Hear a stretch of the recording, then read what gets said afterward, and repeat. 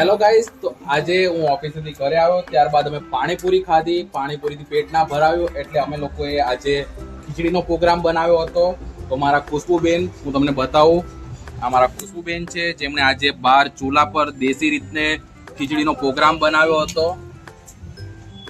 આ ખીચડી બની રહી છે.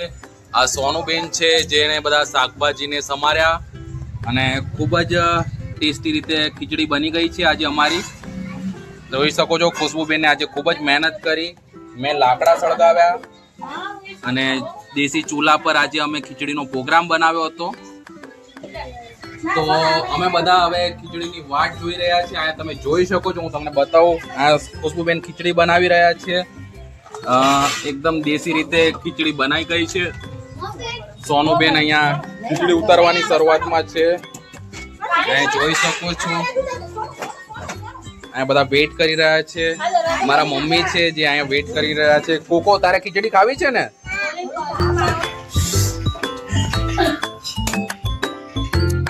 આ ખીચડી રેડી થઈ ગઈ છે. બધા જમવા માટે બેસી ગયા છે.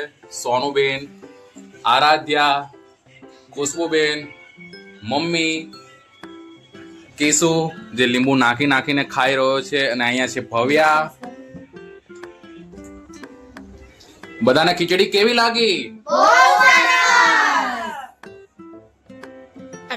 તો આ અમારી ખીચડી આવી ગઈ છે.